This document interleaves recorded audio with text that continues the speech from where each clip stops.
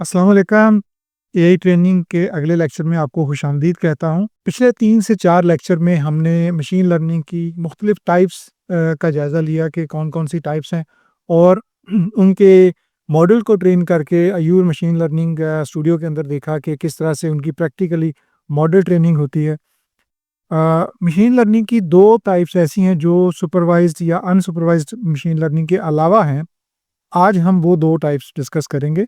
उनमें से एक है रीइंफोर्समेंट लर्निंग और दूसरी है डीप लर्निंग। ये दोनों बहुत बड़े टॉपिक्स हैं और काफ़ी कॉम्प्लेक्स भी हैं, लेकिन मैं कोशिश करूँगा क्योंकि हमारी जो नॉन टेक्निकल ऑडियंस है और नॉन टेक्निकल स्टूडेंट्स हैं, उनके लिए इनको थोड़ा-सा सिंप्लीफाई रखूँ और बहुत ज़्यादा टेक्निकल डिटेल में ना जाऊँ, बहुत ज़्यादा डीपली इन चीज़ों की जो अंडरस्टैंडिंग है, उस तरफ ना जाऊँ क्योंकि ये बड़ा टॉपिक है, इस पे मल्टीपल लेक्चर्स हो सकते हैं हर एक टाइप के ऊपर। लेकिन मैं कोशिश ये कर रहा हूँ कि इस लेक्चर के अंदर दोनों को कवर करूँ और क्योंकि अब हमारा जो फ़ोकस है वो प्रैक्टिकल हैंड्स ऑन वाली साइड पे है, तो मैं कोशिश ये कर रहा हूँ कि थ्योरी को और जो कॉन्सेप्ट है उनको जितना भी कम रख सकूँ ताकि हम जल्दी से जल्दी ज़्यादा से ज़्यादा हैंड्स ऑन जो हमारी प्रैक्टिसेज़ हैं या हैंड्स ऑन लेक्चर्स हैं, उन पे जाएँ। तो चलते हैं आज के लेक्चर की तरफ। पहले हम रीइंफोर्समेंट लर्निंग का जायज़ा लेते हैं कि रीइंफोर्समेंट लर्निंग क्या है। रीइंफोर्समेंट लर्निंग की डेफिनिशन जो है वो ये है कि reinforcement learning is a machine learning model that focuses on how the agents learn to interact with an environment to maximise cumulative rewards. अच्छा, थोड़ी-सा ये आपको मुश्किल लग रही होगी, लेकिन मैं आगे जो अगली डेफिनिशन है उसको इसके साथ मिला के आपको थोड़ा-सा समझाता हूँ। Unlike supervised learning, where the agents learn from labeled example, or in case of unsupervised learning, which finds patterns in unlabeled data. वो ये कह रहा है कि जो सुपरवाइज लर्निंग है उसमें एजेंट जो है, एजेंट बेसिकली एल्गोरिदम कहा जा रहा है कि एल्गोरिदम जो है वो लर्न करता है लेबल डाटा से, और अनसुपरवाइज लर्निंग में जो एजेंट या एल्गोरिदम है वो पैटर्न ऑफ अनलेबल्ड डाटा जो है वहाँ से लर्न करता है। लेकिन रीइंफोर्समेंट लर्निंग के अंदर जो मशीन लर्निंग मॉडल है, वो उसमें जो एजेंट है, जो कि एल्गोरिदम है, वो लर्न करता है इंटरैक्ट विद एन एनवायरनमेंट। वो उस एनवायरनमेंट के साथ इंटरैक्ट करता है जो उसको प्रोवाइड किया जाता है टू मैक्सिमाइज़ क्यूमुलेटिव रिवॉर्ड्स, कि वो मुख्तलिफ किस्म के ट्राई करता है और कोशिश करता है कि उससे उसको ज़्यादा से ज़्यादा रिवॉर्ड हासिल हों।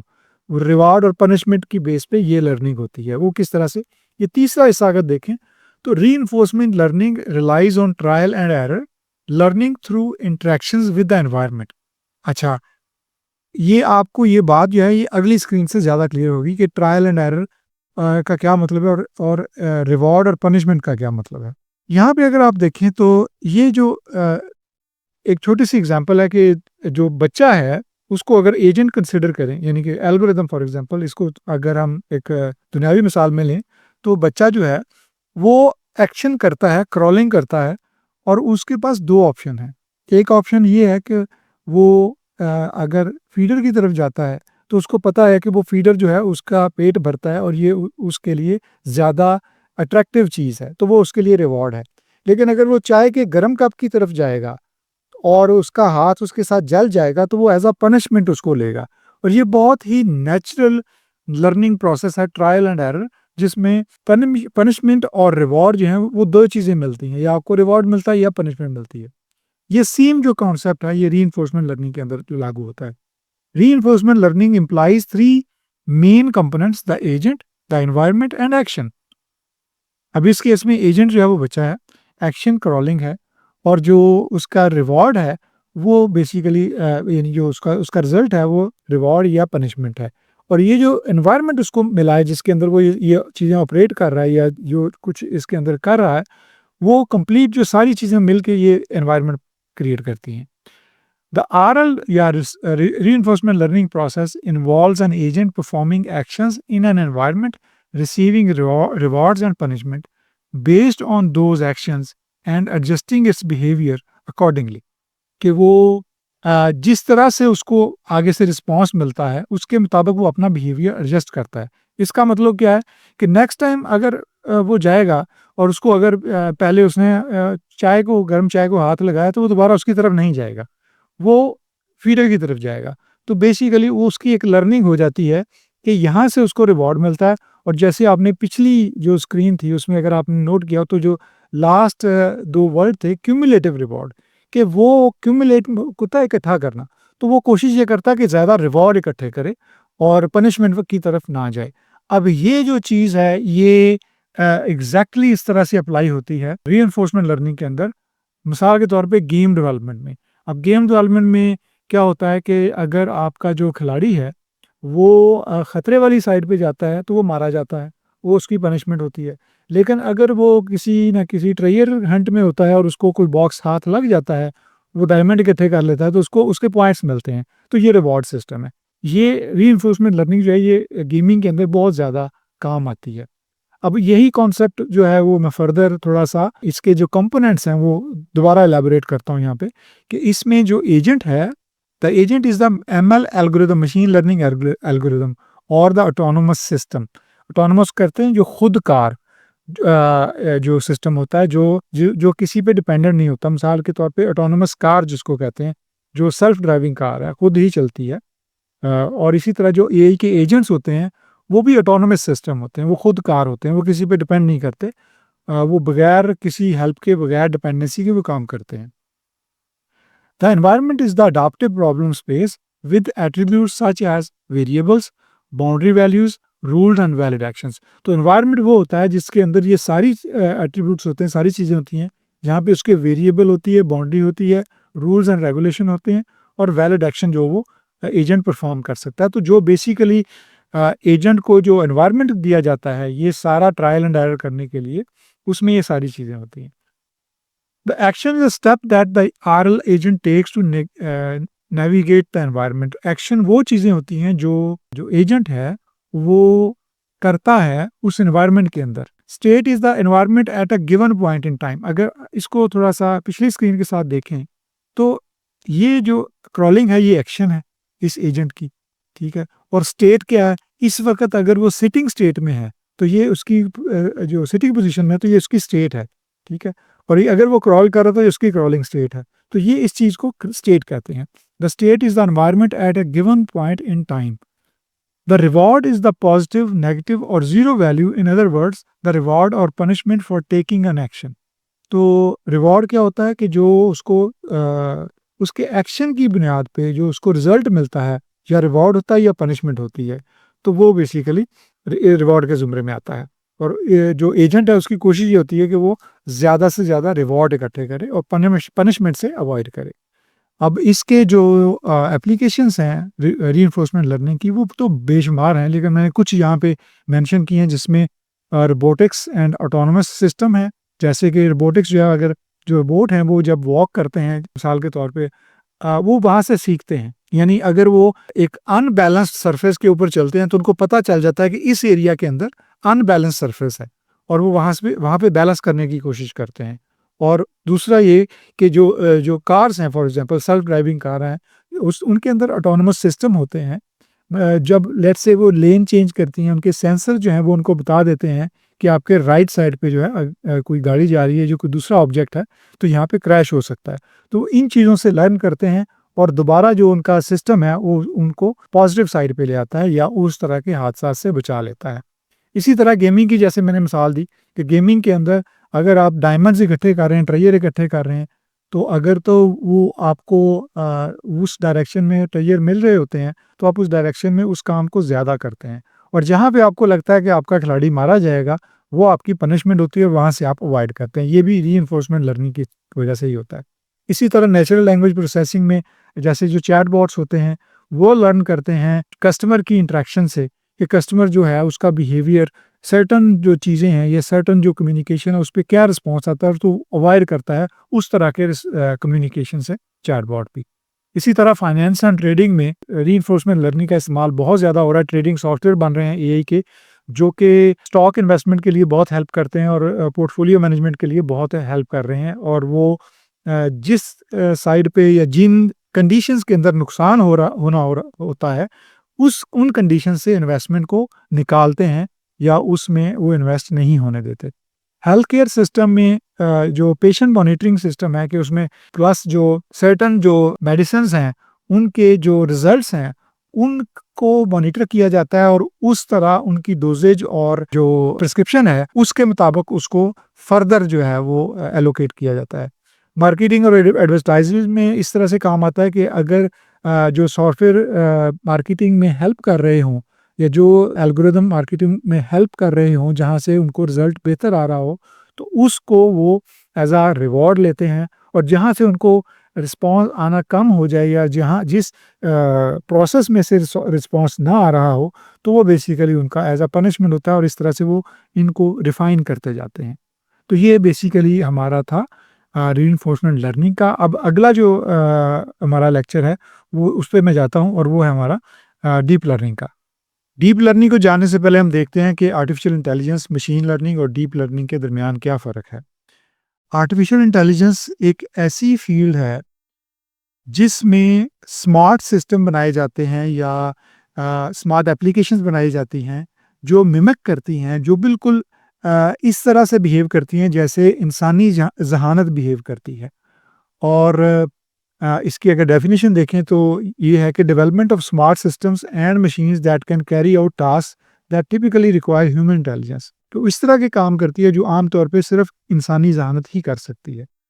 और मशीन लर्निंग क्या है? मशीन लर्निंग इस तरह के एल्गोरिदम को अप्लाई करके मॉडल ट्रेन करना होता है, जो हिस्टोरिक डाटा होता है या तारीखी डाटा होता है, जिसकी बुनियाद पे मॉडल को ट्रेन किया जाता है और उन मॉडल को आगे आर्टिफिशियल इंटेलिजेंस के लिए इस्तेमाल किया जाता है।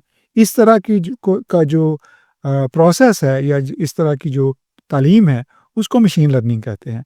और इसकी डेफिनेशन अगर कंपैरिजन के हिसाब से देखें तो create algorithms that can learn from data and make decisions based on patterns observe. Pattern observe का मतलब होता है कि जो पैटर्न्स पहले गुजर चुके होते हैं, तारीखी जो डाटा होता है या हिस्टोरिकल डाटा होता है, उसकी बुनियाद पे जो एल्गोरिदम क्रिएट किए जाते हैं और मॉडल ट्रेन किए जाते हैं, वो फील्ड जो है वो मशीन लर्निंग कहलाती है और वो अमल जो है वो मशीन लर्निंग कहलाता है।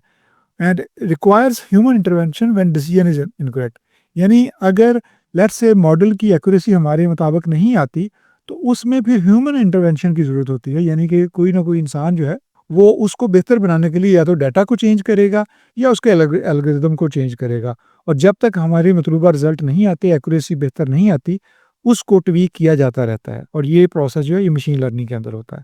जबकि डीप लर्निंग जो है वो मशीन लर्निंग की ही एक सब फील्ड है, लेकिन उसके अंदर ह्यूमन इंटरवेंशन की ज़रूरत नहीं होती, बल्कि एक जो उसका एक फ़ीचर है आर्टिफिशियल न्यूरल नेटवर्क, उसके थ्रू ऑटोमेटिकली जो कम्प्लेक्स पैटर्न होते हैं या कम्प्लेक्स डाटा होता है, उसको इस्तेमाल करके एक एक्यूरेट रिज़ल्ट या एक्यूरेट कंक्लूजन विथड्रॉ किया जाता है और इसके अंदर किसी भी ह्यूमन इंटरवेंशन की या इंसानी मुदाखलत की ज़रूरत नहीं होती। अच्छा, डीप लर्निंग जो है वो बेसिकली इंसानी दिमाग जो है वो उसकी तरह बिल्कुल काम करने के लिए और उसका जो जो आर्किटेक्चर है वो उस तरह से काम करता है। वो इस तरह से कि अगर आप देखें ये लेफ्ट साइड पे जो डायग्राम है, ये बायोलॉजिकल न्यूरल नेटवर्क है जो इंसानी दिमाग जिस तरह से काम करता है। ये जो न्यूरॉन, ये जो सर्कल है इसको न्यूरॉन कहते हैं और ये इस तरह से न्यूरॉन इंसान के दिमाग के अंदर होते हैं। यहाँ से सिग्नल आता है और वो सिग्नल या तो इस तरफ जाएगा या इस तरफ जाएगा। अगर आप देखें तो ये तकरीबन जो बाइनरी कॉन्सेप्ट था हमारा, या तो 1 होगा या 0 होगा, ठीक है ना? ये तकरीबन सिमिलर कॉन्सेप्ट जा रहा है कि या तो वो इस तरफ आएगा या वो इस तरफ जाएगा। यानी डिसीजन या पॉजिटिव होगा या नेगेटिव होगा और उसके बाद आगे फिर जो डिसीजन है वो इसी तरह से आगे हो रहे हैं। यानी सिग्नल जो है वो आगे ट्रांसफ़र हो रहा है और ये जो नोड्स हैं ये दरमियान में ये जो लॉजिकली आगे सिग्नल को ट्रांसफ़र करती हैं। आर्टिफिशियल इंटेलिजेंस के अंदर, जो डीप लर्निंग के अंदर एक जो फीचर यूज़ किया जाता है आर्टिफिशियल न्यूरल नेटवर्क, वो बिल्कुल उसी पैटर्न के ऊपर डिज़ाइन किया गया है कि इसके अंदर एक्स जो है ये इनपुट है, जैसे हम फीचर देते हैं, और डब्ल्यू जो है वो वेट है। वेट क्या होता है? वेट बिल्कुल जैसे हम मशीन लर्निंग के अंदर अगर ट्वीक करते हैं डाटा को अपनी मतलूबा नताइज लेने के लिए या एल्गोरिदम को ट्वीक करते हैं, थोड़ा सा ट्वीक करने का मतलब थोड़ा सा चेंज करते हैं कि हमारे मतलूबा नताइज आ जाएँ, तो उसी तरह से यहाँ पे वेट अप्लाई होता है। लेकिन वेट जो है वो ऑलरेडी जो दिया होता है वो मल्टीपल नोड्स को टच कर रहा था। मैं अगली स्क्रीन में आपको दिखाता हूँ। और इसका फार्मूला अगर आपको याद हो तो हमने जो मशीन लर्निंग की पिछले लेक्चर्स में देखा था कि एफ ऑफ एक्स होता है, यानी फंक्शन होता है एल्गोरिदम, उसको एक्स पास करते हैं जो कि इनपुट होती है, तो हमारा मॉडल जो है वो ट्रेन हो जाता है। लेकिन डीप लर्निंग के अंदर जो आर्टिफिशियल न्यूरल नेटवर्क है उसके अंदर एक और पैरामीटर होता है, वो वेट होता है, जो कि न्यूमेरिक वैल्यू होती है, और उसको चेंज करते हैं ताकि तमाम जो वेरिएशंस हैं, पॉसिबल वेरिएशन जो होती हैं, वो चेक की जा सकें कि क्या-क्या रिजल्ट आ सकते हैं, क्या-क्या लेबल इसका आउटकम हो सकता है। इसकी अगर डेफिनेशन थोड़ी-सी देखें तो deep learning is an advanced form of machine learning that tries to emulate the way the human brain learns. यानी कि इंसानी दिमाग जिस तरह लर्न करता है, बिल्कुल उसी तरह ये उसको एमुलेट करने की या उसको कॉपी करने की कोशिश करती है। The key to deep learning is the creation of an artificial neural network that simulates electrochemical activity in biological neurons. इंसान के दिमाग के अंदर जो न्यूरॉन्स हैं वो जो सिग्नल भेजते हैं वो बेसिकली इलेक्ट्रोकेमिकल एक्टिविटी होती है। जो अगर फॉर एग्जांपल हमने किसी गर्म चीज़ को हाथ लगाया तो हमारे दिमाग को with in fraction of second signal जाता है और हाथ हम फ़ौरन पीछे खींच लेते हैं। वो फैसला जो है वो असल में दिमाग से आता है कि हाथ को पीछे खींचना है। लेकिन हाथ को टच करने से लेके दिमाग तक जो सिग्नल जाता है वो इतनी स्पीड से जाता है, और वो जो सिग्नल है वो बेसिकली इलेक्ट्रोकेमिकल एक्टिविटी की वजह से जाता है। तो ये जो बेसिकली प्रोसेस है आर्टिफिशियल न्यूरल नेटवर्क का, ये बिल्कुल इंसानी दिमाग के बुनियाद पे बनाया गया है। और आर्टिफिशियल न्यूरल नेटवर्क को थोड़ा-सा फर्दर अगर डिटेल में देखें, तो artificial neural networks are made up of multiple layers of neurons essentially defining a deeply nested function, hence called deep learning. कि जो आर्टिफिशियल न्यूरल नेटवर्क है, ये बेसिकली मैंने उसको थोड़ा-सा एक सिंपल न्यूरल नेटवर्क बनाया, हालाँकि ये बहुत कॉम्प्लेक्स होते हैं, लेकिन मैंने सिंपल बनाने की कोशिश की है। इसमें ये जो पहली लेयर है, ये इनपुट मोड लेयर होती है, इनपुट नोड लेयर सॉरी, ये नोड्स कहलाती हैं, इनको न्यूरॉन्स भी कहते हैं, नोड्स भी कहते हैं। यहाँ पे इनपुट अप्लाई होती है, और ये इनपुट जो है, ये मुख्तलिफ, ये जो आपको तीर नज़र आ रहा है, जो आगे जा रहा है हिडन लेयर की तरफ, ये मुख्तलिफ वेट्स होते हैं। अगर आप देखें तो इस नोड से जो वेरिएशन है, वो चारों नोड्स को, चारों ग्रीन को जा रही है। यहाँ भी जा रही है, इसको भी जा रही है, इसको भी जा रही है और इसको भी जा रही है। ये बेसिकली 4 मुख्तलिफ वेट्स अप्लाई हो रहे हैं इस इनपुट के ऊपर। इसी तरह इस इनपुट के ऊपर 4 मुख्तलिफ वेट्स अप्लाई हो रहे थे, ताकि ये जो यहाँ पे जो फंक्शन है, वो सारी इनपुट्स ट्राई कर सके कि कौन-सा हमें बेहतर रिज़ल्ट दे रहा है। जो बेहतर रिज़ल्ट देगा, वो आगे हमारा एंड पे काम आएगा। आगे फर्दर उसको वो फॉरवर्ड कर देता है। अब डीप न्यूरल नेटवर्क क्या चीज़ है? वो मॉडल जो प्रोड्यूस होते हैं, इस डीप लर्निंग की वजह से या इस प्रोसेस की वजह से, उनको डीप न्यूरल नेटवर्क कहते हैं।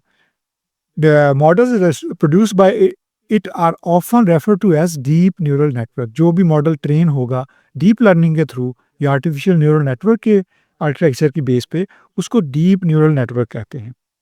DNNs can be utilised for regression, classification, NLP and computer vision. और ये जो डीप न्यूरल नेटवर्क है, इसको रिग्रेशन के लिए भी यूज़ कर सकते हैं, जो हम आपने ऑलरेडी करके देखा कि रिग्रेशन एल्गोरिदम को किस तरह से डेटा सेट के थ्रू ट्रेन कर सकते हैं। तो डीप न्यूरल नेटवर्क जो है, डीएनएन के थ्रू भी हम इसको यूज़ कर सकते हैं। डीएनएन को यूज़ कर सकते हैं बेसिकली रिग्रेशन के लिए, क्लासिफिकेशन के लिए, नेचुरल लैंग्वेज प्रोसेसिंग के लिए और कंप्यूटर विजन के लिए।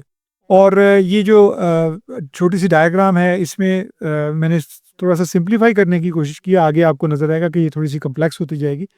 ये इनपुट लेयर होती है, ये हिडन लेयर होती है, ये नज़र नहीं आती, और ये एक नहीं होती, ये बहुत सारी लेयर्स होती हैं। जो बड़े कॉम्प्लेक्स सिस्टम होते हैं, इसमें ये कई 100 लेयर्स भी हो सकती हैं। और जो आउटपुट नोड लेयर होती हैं, वो बेसिकली वो एंड पे जो हमें रिज़ल्ट मिलता है। अच्छा, अब अगर हम वही क्लासिफिकेशन जो हमने की है पिछले लेक्चर्स में, अगर उसी को हम थोड़ा-सा देखें कि डीप लर्निंग के अंदर कैसे होगी, तो अगर आपको वो एक्सरसाइज़ याद हो जिसमें हमने आइरस फ्लावर जो था, उसकी मॉडल ट्रेनिंग की थी, वो 3 किस्म का है, और उसका मैंने डाटा यहाँ पे डाटा सेट थोड़ा-सा स्क्रीनशॉट लिया है। अगर देखें तो उसमें 3 किस्म के फ्लावर थे, आइरस सेटोसा था, आइरस वर्सिकलर था और आइरस वर्जिनिका था। तो ये छोटा-सा मैंने डाटा लिया, हालाँकि डाटा सेट तो बहुत बड़े हज़ारों रिकॉर्ड होते हैं उसमें, लेकिन मैं सिर्फ समझाने के लिए थोड़ा-सा सिंपल उसका एक सैंपल लिया है कि मिसाल के तौर पे ये इसके 4 फीचर हैं, X1, X2, X3, X4, जिसमें पेटल लेंथ है, पेटल विड्थ है, सीपल लेंथ है और सीपल विड्थ है। और इसका लेबल यानी कि Y ये होगा, रिज़ल्ट ये होगा। अगर अगर फॉर एग्ज़ाम्पल लेंथ ये है पेटल की और विड्थ ये है और सीपल लेंथ ये है, सीपल विड्थ ये है, तो इसका मतलब है वो आइरिस सेटोसा है। अगर ये है तो वो आइरिस वर्सिकलर है, और अगर ये है तो वो नीचे आइरिस वर्जिनिका है। और ये 3 किस्म के हैं, में बड़ी छोटी-सी फ़र्क आपको नज़र आ रहे होंगे, बहुत थोड़े-थोड़े से फ़र्क हैं, लेकिन वो फ़र्क जो हैं वो इन चीज़ों की बुनियाद पे हैं, क्योंकि उनके जो पेटल हैं, उनकी लेंथ और विड्थ जो है वो वेरी करती है, और उसकी बुनियाद पे ये 3 मुख्तलिफ कैटेगरीज़, 3 मुख्तलिफ क्लासेस हैं। तो ये डीप लर्निंग को इस्तेमाल करके ये इसका नेटवर्क कैसे बनेगा वो मैं आपको यहाँ दिखाता हूँ। यहाँ पे अगर आप देखें तो जो न्यूरल नेटवर्क है वो इस तरह से, अभी भी मैंने इसको सिंपल रखा है, ये हिडन लेयर्स जो हैं, जो थोड़ी-सी डिम है, ये बहुत ज़्यादा होती हैं। जो इनपुट लेयर है या आउटपुट लेयर है वो यूजुअली हमारे तज्ज़िये में ज़्यादा आती है। इनपुट जो है वो अगर आप देखें तो जैसे हमारे जो पीछे हमने देखा X1, X2, X3, 4 इनपुट है। तो हम जो इनपुट है वो यहाँ पे अप्लाई करेंगे, और इसमें अगर आप देखें तो ये मैंने इनको कंबाइन किया है, ये ब्रैकेट है पूरी, ठीक है ना? इसका मतलब है कि X1, X2, X3, X4 इस नोड पे भी अप्लाई होगा, इस पे भी अप्लाई होगा, इस पे भी अप्लाई होगा और इस पे भी होगा। यानी तमाम जो नोड्स होंगी उन पे ये कॉम्बिनेशन अप्लाई होगा, और उसके साथ W है जो कि X, W वेट है। ये है वेट बेसिकली, ये जो तीर का निशान आगे जा रहा है, इसको इस तरफ, ये जो सारी वेरिएशन को तीर का निशान जा रहा है, ये वेट्स हैं। ये मुख्तलिफ वेट अप्लाई होंगे X1 के साथ। लेट्स से X1 के साथ W1 होगा, X1 के साथ W2 होगा, फिर W3 होगा, फिर W4 होगा। इसी तरह X2 के साथ W1 होगा, W2 होगा, W3 होगा, W4 होगा। ये सारी पॉसिबल वेरिएशंस जो हैं वो उसने चेक करनी है इसके अंदर। क्योंकि इसके अंदर ह्यूमन इंटरवेंशन नहीं होती, तो इसने पॉसिबली सारे केसेस चेक करने होते हैं। जो भी डाटा इसको प्रोवाइड किया जाता है, जो भी डाटा को ये बेसिकली ऑब्ज़र्व कर रहा होता है, जो पैटर्न को ऑब्ज़र्व कर रहा होता है, ये सारे पॉसिबल केसेस को ऑब्ज़र्व करके उसके बाद रिज़ल्ट निकालता है, और उस रिज़ल्ट में वो बताता है कि कितने इसमें से जो हैं वो सेटोसा हैं, कितने जो हैं वो वर्सिकलर हैं, और कितने जो हैं वो वर्जीनिका हैं। तो वो एग्ज़ैक्ट तादाद जो है वो आपको बता देता है, और ये एंड पे मैंने यहाँ पे रखा है कि ये बेसिकली एफ ऑफ एक्स था, जो पहले जो हम मॉडल ट्रेनिंग या मशीन लर्निंग के जो सुपरवाइज और अनसुपरवाइज में जो मैंने दिखाया था कि एफ ऑफ एक्स यानी कि फंक्शन को आप एक्स इनपुट पास करते थे, यहाँ पे एक्स के साथ डब्ल्यू भी है, वेट है। ये वेट है, उसकी वजह ये कि ये वेट है वेरिएशंस के लिए, कि जितने भी नोड्स आगे होंगी उन तमाम को जो वेरिएशन जाएगी वो वेट के थ्रू जाएगी। तो ये बेसिकली इसका आर्किटेक्चर है, इसको आर्टिफिशियल न्यूरल नेटवर्क कहते हैं, और ये हमने एक क्लासिफिकेशन की जो एग्जांपल थी, उसी को रिपीट करके इसको समझने की कोशिश की है। इसमें एक चीज़ जो है वो कहता है कि x is a vector of 4 values, और मैथमेटिकली ये अब एक्स जो है वो, ये जितनी भी x1, x2, x3, x4 हैं, ये सब जो हैं अगर इनको ब्रैकेट के अंदर बंद कर दिया जाए तो उसको हम एक्स कह सकते हैं, उसको एक एक्स कह सकते हैं, और इसका मतलब है अगर इन चारों को एक एक्स कह सकते हैं, इसका मतलब है ये जो एफ ऑफ एक्स डब्ल्यू है इस नोड के अंदर, इसका मतलब है x1, x2, x3, x4। इसी तरह यहाँ पे x1, x2, x3, x4, ठीक है? तो ये इस तरह से सारी इनपुट्स इस नोड से भी जा रही होंगी, इससे भी, ताकि तमाम जो पॉसिबल कॉम्बिनेशंस हैं वो अप्लाई करके देखे जा सकें। तो इसकी जो एप्लीकेशन है वो काफ़ी चीज़ों में है। मैंने तो ख़ैर बहुत कम लिखी हैं, बहुत बेशुमार एप्लीकेशन है, क्योंकि ये तमाम जो फ़ील्ड्स हैं अगर आप देखें तो आर्टिफ़िशियल इंटेलिजेंस की इमेज रिकॉग्निशन है, नेचुरल लैंग्वेज प्रोसेसिंग है, फ्रॉड डिटेक्शन है, कंप्यूटर विज़न है, ये सब के अंदर अप्लाई होती है। और deep learning ability to analyse complex data and learning from patterns make it valuable in fields like image recognition, natural language processing, fraud detection. आप इंशाल्लाह जो अगले लेक्चर्स हैं उनमें देखेंगे कि हम इमेज रिकॉग्निशन करेंगे, ऑब्जेक्ट डिटेक्शन करेंगे, ये सारी चीज़ें हम प्रैक्टिकली करके देखेंगे। जिस तरह हमने मॉडल ट्रेनिंग किया अज़ूर के अंदर, इसी तरह हम मॉडल ट्रेनिंग की तरह हम अज़ूर के अंदर ये इमेज रिकॉग्निशन, कंप्यूटर विजन के सारे फीचर्स जो हैं वो अप्लाई करके देखेंगे। नेचुरल लैंग्वेज प्रोसेसिंग के फीचर्स अप्लाई करके देखेंगे। ये सारे प्रैक्टिकली हम अगले लेक्चर्स में देखने वाले हैं इंशाल्लाह। Deep learning also plays a crucial role in self driving cars, customer relationship management and investment modelling. जैसे मैंने रीइंफोर्समेंट लर्निंग के बारे में बताया कि उसमें ये सारी चीज़ें भी जो हैं वो यूज़ होती हैं, यानी कि रीइंफोर्समेंट लर्निंग जो है वो इन चीज़ों में भी यूज़ होती है। इसी तरह जो डीप लर्निंग है वो भी इन चीज़ों में बहुत ज़्यादा काम आती है। एक्चुअली डीप लर्निंग की वजह से बहुत बेहतर परफॉर्मेंस आना शुरू हुई है इन सारी ब्रांचेस के अंदर। इमेज रिकग्निशन के अंदर, ऑब्जेक्ट डिटेक्शन के अंदर, मेडिकल इमेज एनालिसिस के अंदर, कस्टमर सर्विस चैटबॉट्स के अंदर, लैंग्वेज ट्रांसलेशन में, वर्चुअल असिस्टेंट्स में या ऑटोनॉमस व्हीकल्स जो होती हैं, जो सेल्फ ड्राइविंग कार हैं, जो अब काफ़ी ज़्यादा यूएस के अंदर तो खैर अब टैक्सी के तौर पे भी चलना शुरू हो गई हैं। तो ऑटोनॉमस व्हीकल जो हैं वो उनके अंदर भी डीप लर्निंग काफ़ी हेल्पफुल है। और अब असाइनमेंट जो है वो आपने दोनों चूँकि एक ही लेक्चर में हमने किए हैं कवर, तो आपने दोनों की असाइनमेंट करनी है। कोशिश करें कि दोनों की रीइंफोर्समेंट लर्निंग और डीप लर्निंग दोनों के ऊपर रिसर्च करके देखें कि दोनों किस किस्म की के प्रोसेसेस हैं, किस किस्म की मशीन लर्निंग टाइप्स हैं। और दूसरा ये कि इनके जो यूज़ केसेस जैसे मैंने दिखाए हैं कि इमेज रिकग्निशन है या वर्चुअल असिस्टेंट है, ये जितने भी यूज़ केसेस आपको बताए हैं कंप्यूटर विज़न के या नेचुरल लैंग्वेज प्रोसेसिंग के, उनके अंदर थोड़ा-सा डीपली इनको स्टडी करने की कोशिश करें। तो ये आपको काफ़ी जो है बेहतर अंडरस्टैंडिंग इसकी डेवलप हो जाएगी, जितनी हमें रिक्वायर्ड है। जी, तो आज का टॉपिक थोड़ा-सा खुश्क लगा होगा, थोड़ा-सा आपको मुश्किल शायद लगा हो, ख़ास तौर पे नॉन टेक्निकल लोगों को। लेकिन ये चीज़ें कवर करना ज़रूरी था ताकि आपको आगे कभी भी एआई की डेवलपमेंट के दौरान या मशीन लर्निंग की लर्निंग के दौरान इन टर्म्स का सामना हो, तो आपको पता हो कि इनका क्या मतलब है। और ये चीज़ें आगे अगर बड़ी कंपनीज़ में जहाँ पे मॉडल ट्रेनिंग होती है, कोर मॉडल ट्रेनिंग होती है, जहाँ पे मॉडल अपना जो है वो उस डेवलप करते हैं और ट्रेन करते हैं, वहाँ पे इनका इस्तेमाल ज़्यादा होता है। लेकिन हम जिस तरह की एआई की डेवलपमेंट की तरफ जा रहे हैं, हमें ट्रेन्ड मॉडल मिलेंगे, हम ऑलरेडी जो सर्विसेज़ डेवलप्ड हैं, एपीआईज़ हैं, उनको यूटिलाइज़ करेंगे। तो हमें इनके साथ जो कोर लेवल पे काम करने का वास्ता शायद ज़्यादा ना पड़े, लेकिन फिर भी इनको समझना ज़रूरी था। इसलिए मैंने इसको मुनासिब समझा कि इस इन कॉन्सेप्ट्स को भी आपको कन्वे किया जाए। तो इंशाल्लाह उम्मीद है कि आप इस पे थोड़ी-सी अपनी रिसर्च भी करेंगे, कोशिश करेंगे कि आपको अपने तौर पे भी इनकी समझ आ जाए। और बाकी ये कि ये जो स्लाइड्स हैं मैं फिर दोबारा बता देता हूँ, जो भी इन कंटेंट्स की स्लाइड है वो मैं डिस्क्रिप्शन में अपलोड कर दिया करता हूँ। अगर आपको कहीं भी विज़िबिलिटी का इश्यू हो, तो आप वहाँ से स्लाइड डाउनलोड कर सकते हैं। और दूसरा ये कि मुझे ज़रूर बताइएगा कि आपको इस लेक्चर की समझ आई है या नहीं, क्योंकि ये थोड़ा-सा डिफरेंट था, थोड़ा-सा खुश्क था। और अगर बहुत ज़्यादा समझ नहीं भी आई, तो आपको इंशाल्लाह जब आप आगे जो लर्निंग करेंगे, उसमें आपको इन चीज़ों की बेहतर समझ आना शुरू हो जाएगी। तो मिलता हूँ अगले लेक्चर में। बहुत शुक्रिया।